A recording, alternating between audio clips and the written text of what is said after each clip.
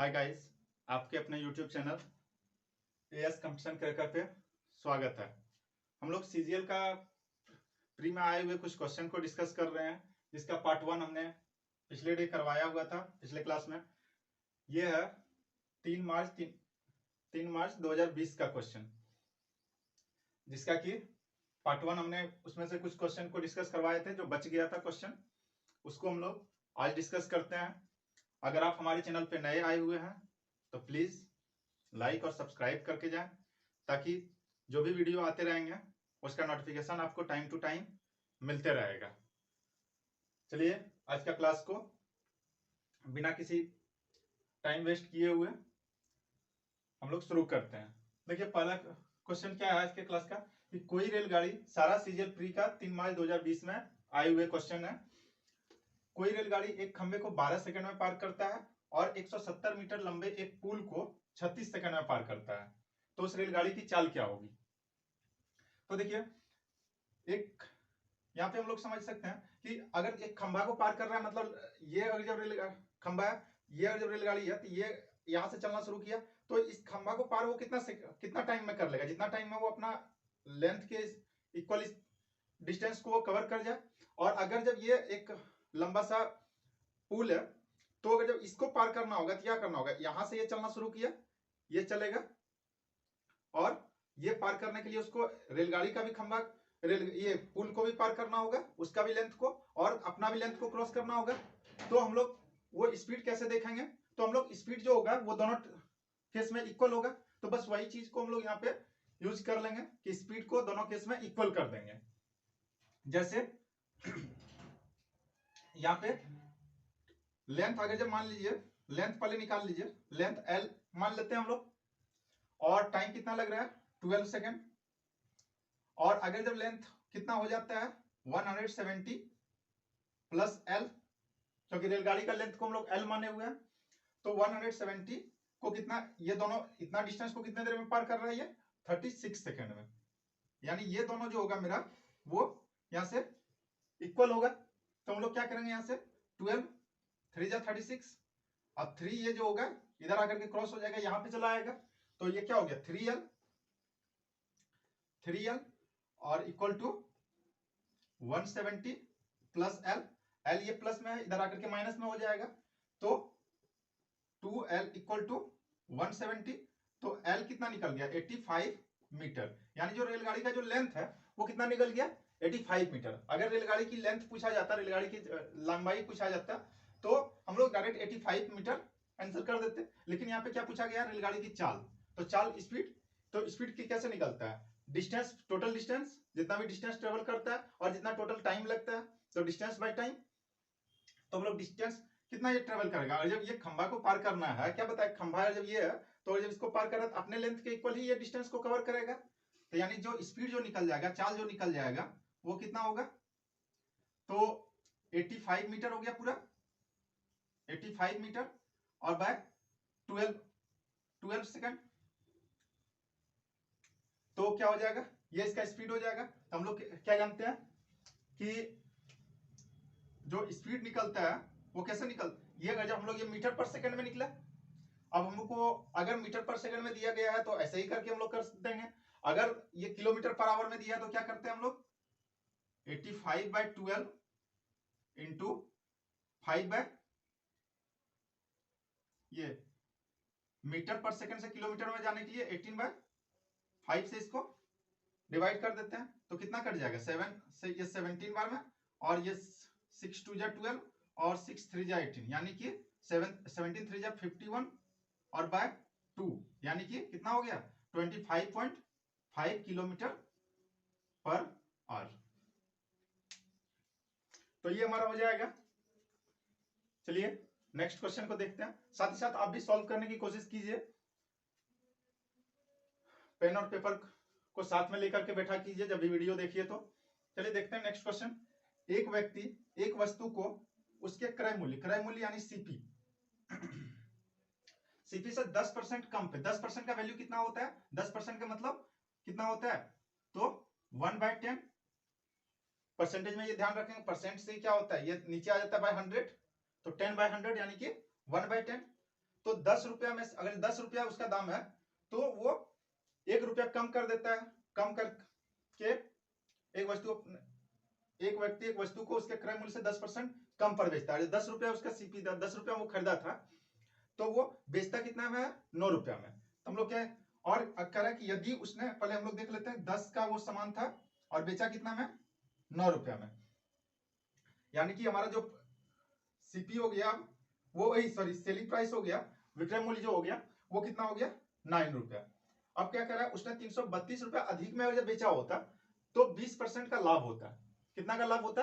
अब अगर जब देखें हम लोग, तो अगर वो सीपी जब उसका 20% का मतलब 20% का मतलब 1/5, अगर 5 रुपया सीपी होता तो ये 5 रुपया जो सीपी होता तो उसको कितना का सेलिंग करता? वो 6 में सेलिंग करता, तब जाकर के उसको 332 रुपया यहां से, इससे ये कितना है ज्यादा?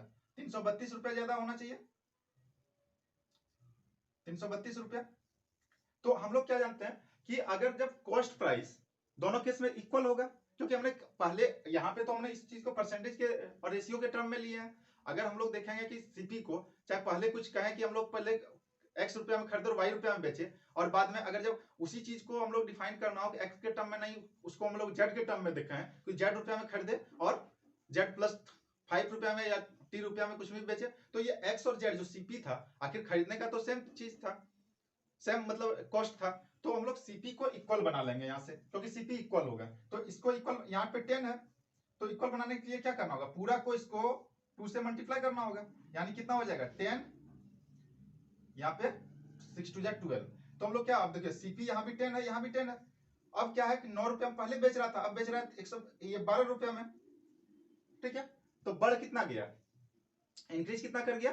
3 रुपया का, 3 यूनिट का। तो 3 यूनिट का ही वैल्यू दिया हुआ है, यही 3 यूनिट का वैल्यू जो है वो दिया हुआ है 332 रुपया। तो हम लोग क्या जानते हैं कि अगर जब कह रहा है कि ये आरंभिक इसका सेलिंग प्राइस निकालने के लिए कह रहा है, फर्स्ट में जो सेलिंग प्राइस, तो फर्स्ट में सेलिंग प्राइस कितना था? 9 रुपया, 9 यूनिट था। तो 9 यूनिट का यहां से क्या करना होगा? इसको 3 से मल्टीप्लाई किया, यानी कि ये 9 यूनिट का जो वैल्यू होगा इसको भी 3 से करना होगा इधर, तो कितना हो जाएगा? 996 रुपया। इस तरह से हम लोग इसको निकाल सकते हैं। चलिए नेक्स्ट क्वेश्चन को देखते हैं हम लोग। अगर आप हमारे चैनल पे नए आए हुए हैं तो प्लीज लाइक और सब्सक्राइब करके जाएं, ताकि जो भी वीडियो आए उसका नोटिफिकेशन आपको टाइम टू टाइम मिलते रहे। चलिए नेक्स्ट क्वेश्चन को देखते हैं। क्या नेक्स्ट क्वेश्चन?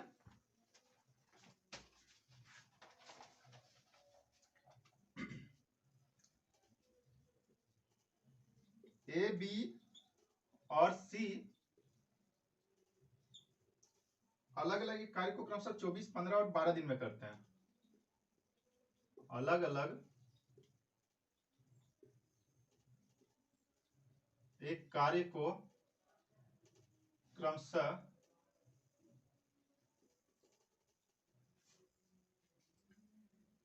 24, 15 और 12 दिनों में पूरा कर सकते हैं। क्रमशः 24, 15 और 12 दिनों में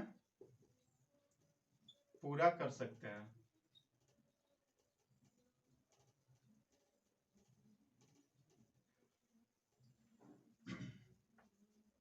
उसके बाद क्या क्या किया है? बी और सी ने कार्य प्रारंभ किया और 3 दिन बाद उसे छोड़ दिया। बी और सी ने कार्य प्रारंभ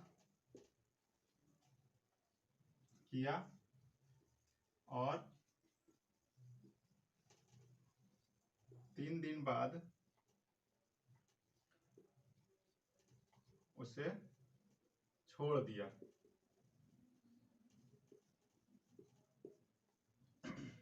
ए क्या फिर कर रहा है? शेष कार्य, ए अकेले शेष कार्य को कितने दिन में पूरा कर सकेगा? ए अकेले शेष कार्य को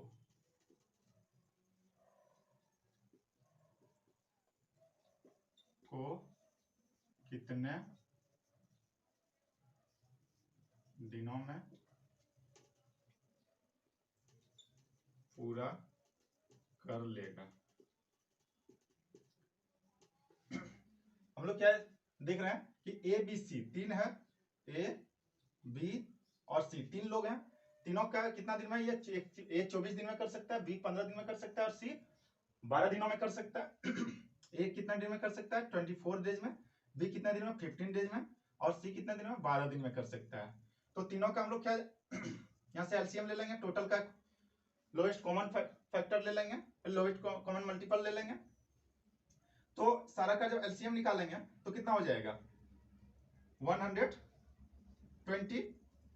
आप कुछ हद तक एलसीएम को डायरेक्ट भी निकालने की तो कोशिश करेंगे, क्योंकि एलसीएम निकालने से टाइम वेस्ट करना सबसे बड़ा बेवकूफी होता है एग्जाम में। तो 24 5 जा होता है ये, अगर 120 काम करना होगा 24 दिन में कर रहा है तो एक दिन में कितना निकल रहा है 5, यानी एफिशिएंसी उसका ए का कितना निकल गया 5, बी का अगर 8 निकल गया यहां से इसी तरह और इसका 10 निकल गया, है ना। ए का एफिशिएंसी, ये एफिशिएंसी है यानी कार्यक्षमता। तो ए का 5 हो गया, बी का 8 हो गया, सी का 10 हो गया। अब हम लोग देखेंगे क्या कि 3 दिन के लिए कौन कौन काम करता है, बी और सी काम कर रहा है 3 दिनों के लिए। तो 3 दिन में ये बी और सी, ये यानी एक दिन में अगर दोनों मिलकर के काम करे, टोटल काम 120, ये टोटल वर्क होता है, टोटल काम। और जब 120 यूनिट है तो एक दिन में ये कितने काम कर रहा है 18 यूनिट। तो 3 दिन में कितना कर लेगा, बी प्लस सी जो है वो 3 दिन में कितना कर लेगा, तो 18 इंटू 3 यानी कि 54 यूनिट कर लेगा। तो अब रेस्ट वर्क कितना बच गया 54, इसमें से माइनस कर देंगे हम लोग तो कितना हो गया 66 वर्क बचा हुआ है। अब है क्या 66 वर्क को एक अकेले करेगा, क्योंकि शेष कार्य को ही कहा गया एक कितना दिन में अकेले कर सकता है। तो 5 की एफिशिएंसी, एक दिन में वो 5 यूनिट काम कर सकता है। अगर हम लोग कहें कि एक दिन में मान लो टोटल, अगर जब मान लीजिए यहाँ पे 66 ब्रिक्स है, ईंटा, तो उसको जब उठाना है तो एक दिन में ए 5 ईंटा उठा सकता है। तो टोटल 66 ईंटा को, वो ब्रिक्स को वो कितने दिन में उठा करके साइड कर देगा। तो हम लोग यहां से निकाल लेंगे, तो टोटल कितना है 66 और एक दिन में कितना उठा सकता है 5, यानी कि इसको कितना हो गया 13 होल 1/5 डेज लग जाएगा। इस तरह से हम लोग निकाल सकते हैं, है ना। चलिए नेक्स्ट क्वेश्चन को देखते हैं। साथ ही साथ आप प्रीवियस ईयर को सॉल्व करते रहें खुद से भी, और जितना ज्यादा से ज्यादा हो प्रैक्टिस करते रहें, क्योंकि 60 to 70% किसी भी एग्जाम में, चाहे वो जो भी एग्जाम हो, उसमें से 60 to 70% प्रीवियस ईयर का ही क्वेश्चन रहता है। कुछ 30 to 40% न्यू रहते हैं, जो कि आप अगर प्रीवियस ईयर को प्रैक्टिस कर रहे हैं तो आप उस कॉन्सेप्ट को सही से समझ सकते हैं। तो आप उस क्वेश्चन को भी, जो 30 to 40% के कैटेगरी में क्वेश्चन में आता है, वो भी क्वेश्चन को आप सॉल्व कर सकते हैं। इसलिए फोकस रखें अपना कि प्रीवियस ईयर को सॉल्व। चलिए नेक्स्ट क्वेश्चन को देखते हैं हम लोग। क्या है कि एसआई पर किसी वार्षिक ब्याज दर पर जो है 4300 रुपया का कोई राशि बढ़कर 2 वर्षों में 4644 रुपया हो जाता है। तो फिर पूछ रहा है वही रेट ऑफ इंटरेस्ट से वही एसआई पर बढ़कर के 5 वर्षों में कौन सा राशि 10,104 रुपया हो जाएगा। तो देखिए सबसे पहले क्या हुआ कि 4300 था, बढ़कर के कितना हो गया 4644 रुपया।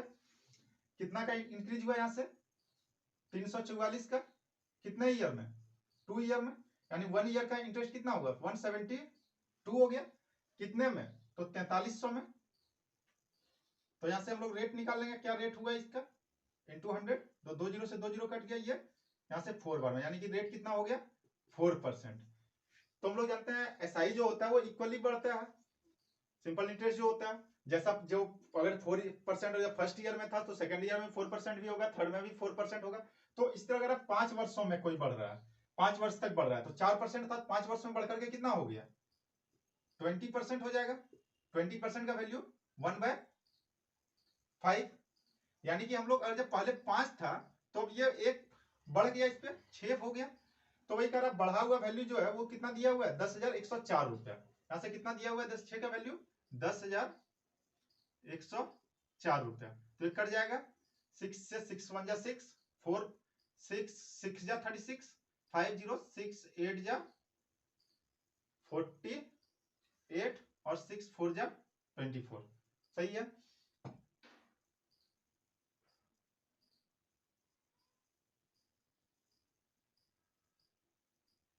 ठीक है, तो ये एक का 1 का वैल्यू कितना निकल गया 1684 रुपया 1684 रुपीज। तो 5 का वैल्यू हम लोग को निकालना होगा, तो इसको हम लोग मल्टीप्लाई कर देंगे। तो 5 4 जा 20, 8 5 जा 40 और 2 42, फिर कैरी कर गया कितना 4, 6 5 जा 30 और 4 34, कैरी कर गया 3, फिर 5 1 जा 5 और 3 8, यानी कि कितना का होगा 8420 रुपया का जो होगा राशि वो 5 वर्ष में बढ़कर के 10,104 रुपया हो जाएगा। नेक्स्ट क्वेश्चन को देखते हैं हम लोग कि ट्राइंगल एबीसी में एमएन पैरेलल है, ये वाला जो लाइन है और ये वाला लाइन ये पैरेलल है, एमएन पैरेलल टू बीसी। तो जो क्वाड्रिलेटरल है चतुर्भुज जो है एमबीसीएन का, यानी कि ये वाला पोर्शन का जो एरिया दिया हुआ है वो कितना दिया हुआ है, ये 130 सेंटीमीटर स्क्वायर ये पोर्शन का एरिया दिया हुआ है। कह रहा है N is to N C, यानी कि ए एन यहां से यहां अगर ये 4 है तो ये 5 होगा। इस दोनों का जो रेशियो दिया हुआ है वो कितना दिया हुआ है 4:5 दिया हुआ है। तो हम लोग क्या जानते हैं, क्या कर रहा है कि ट्राइंगल एम ए एन का एरिया, तो हम लोग पहले इस ट्राइंगल का छोटा वाला ये छोटा ट्राइंगल का और ये बड़ा ट्राइंगल का दोनों का हम लोग एरिया का रेशियो निकाल लेते हैं पहले। तो देखिए हम लोग क्या बताया है कि एक चीज कि हम लोग ये क्वेश्चन पिछले क्लास में भी इस टाइप का एक क्वेश्चन था कहीं भी। तो देखिए जब जिस रेशियो अगर जब ये दोनों ट्राइंगल सिमिलर होता है, पता है ना, क्योंकि ये एंगल दोनों का इक्वल ये कॉमन हो जाता है और ये एंगल जो होता है ये एंगल का इक्वल होता है, ये एंगल का इक्वल होता है। ए सिमिलरिटी से ये सिमिलर होता है। तो जब सिमिलर होता है तो एरिया ऑफ, मान लीजिए कि ये छोटू ट्राइंगल का यहाँ पे भी हम बना देते हैं, ये ए है, ये बी है, ये सी है, ये एम है, ये एन है, ये 4 है, तो ये 5 है। तो जो एरिया जो है area of triangle A M N by area of triangle A B C, इसका क्या होगा, देखिए इसका ये यहां से यहां तक 4 है तो पूरा ये कितना होगा, ये साइड 4 और 5 9, यानी कि 4/9 का होल स्क्वायर, यानी कि ये कितना हो जाएगा 16 और ये हो जाएगा 81।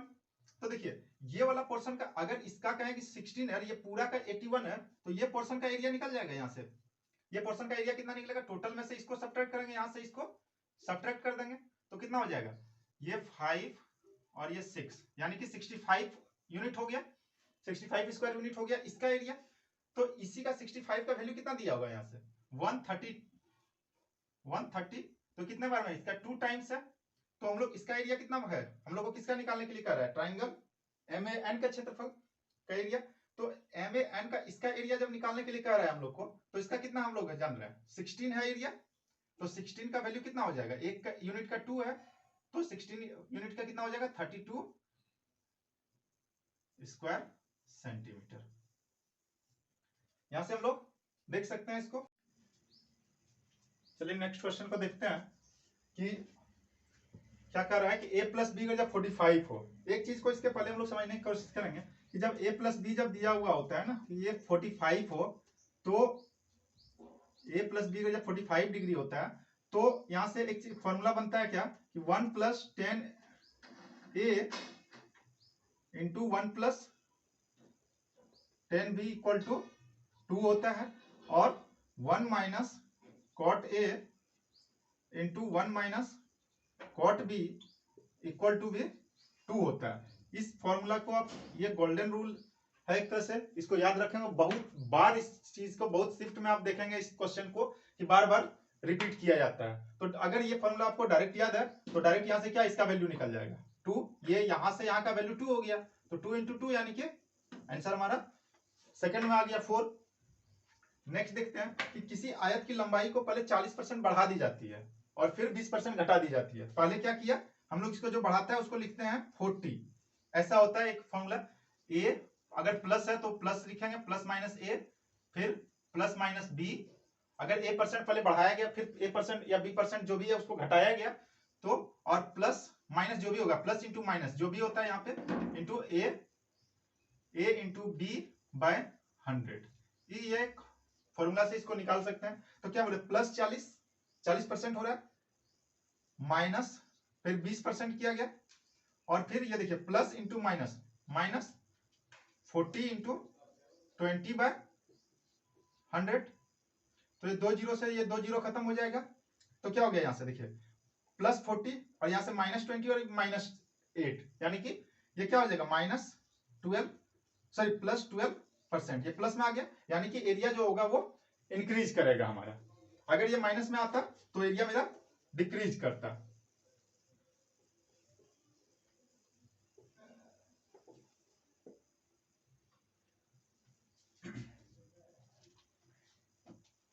नेक्स्ट क्वेश्चन को देखते हैं, क्या कह रहा है कि x जो है x to the power 2a equal to y to the power 2b equal to z to the power 2c not equal to 0, और x square equal to y z है।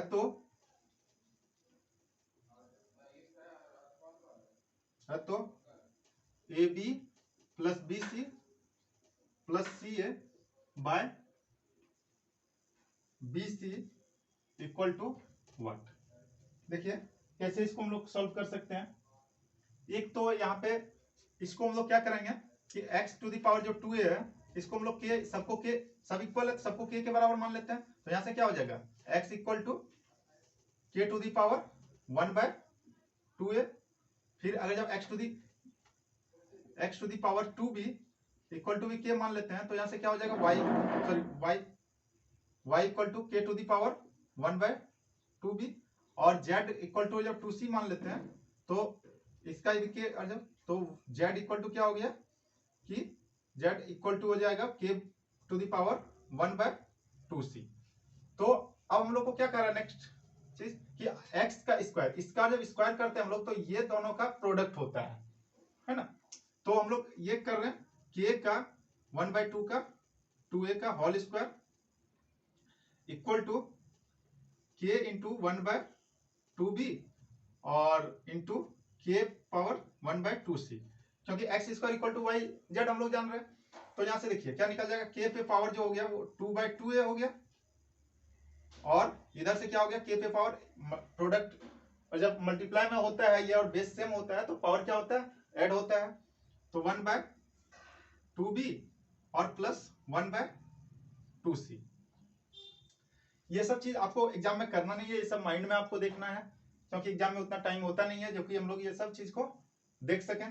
तो ये 2 से 2 कट जाएगा, यानी कि यहां से क्या बच गया 1 बाय a, दोनों इधर का भी और इधर का भी सेम बेस है तो पावर भी इक्वल होगा। तो 1 by a equal to 1 by 2b plus 1 by 2c। Exam में आपको डायरेक्ट ये चीज को ध्यान में करना है, ये पूरा प्रोसेस को आपको स्किप करना है। और स्किप ये कैसे कर पाएंगे जबकि आप उसको कंटिन्यू प्रैक्टिस करेंगे। अदरवाइज आपको ये प्रोसेस अगर जब पूरा फॉलो करना पड़ रहा है तो फिर दिक्कत हो जाएगा, क्योंकि टाइम उतना होता नहीं है। बन भी जाएगा तो आपका एक क्वेश्चन बनेगा तो 2 से 3 क्वेश्चन छूट भी जाएंगे, है ना। यहां से इसको सॉल्व कर लीजिए।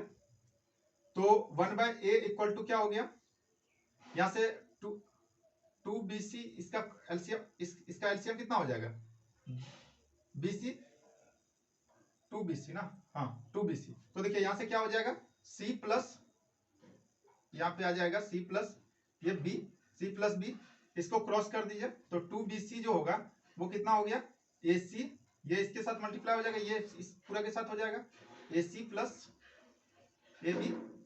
यहां से हम लोग 2 equal to ac plus ab by bc कर रहे हैं।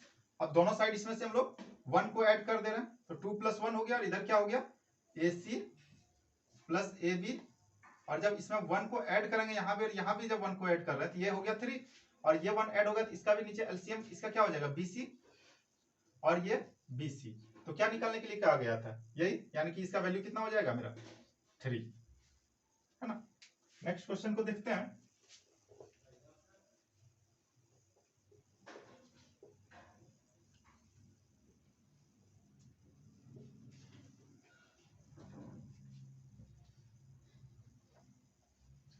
नेक्स्ट क्वेश्चन क्या है कि एक डिजिट दिया हुआ है 1005x और 4, ये कह रहा है डिविजिबल बाय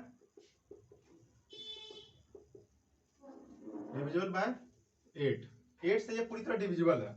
तो कह रहा है x के जगह पे सबसे छोटा पूर्णांक क्या होगा, x का सबसे छोटा पूर्णांक क्या होगा x का। तो हम लोग क्या देख सकते हैं यहाँ पे, देखिए, तो हम लोग क्या जानते हैं 8 का डिविजिबिलिटी रूल पता है हम लोगों को कि लास्ट 3 डिजिट्स होना चाहिए ये डिविजिबल। ऑप्शन है इसका, ऑप्शन भी देखना चाहें क्योंकि ये ज्यादा बेटर होता है कि आप ऑप्शन से इसको पुट करके देख लें। ऑप्शन है क्या, 4 2 1 और 0। सबसे छोटा डिजिट इसमें क्या है, 0 पुट करके देखिए यहाँ पे 504। देखिए ये 8 से डिविजिबल है या नहीं, 8 से 8 6 जा 48, 2 हो गया, ये 4 8 3 जा 24, यानी 8 से डिविजिबल है, यानी कि हमारा सबसे छोटा डिजिट कौन सा हो जाएगा, 8 हो जाएगा, ये सॉरी 0 हो जाएगा। चलिए आज के क्लास को यहीं पे समाप्त करते हैं, और अगर आप हमारे चैनल पे नए आए हुए हैं तो प्लीज लाइक और सब्सक्राइब करके जाएं, ताकि जो भी वीडियो आएंगे उसका नोटिफिकेशन आपको मिलते रहेगा टाइम टू टाइम। चलिए धन्यवाद।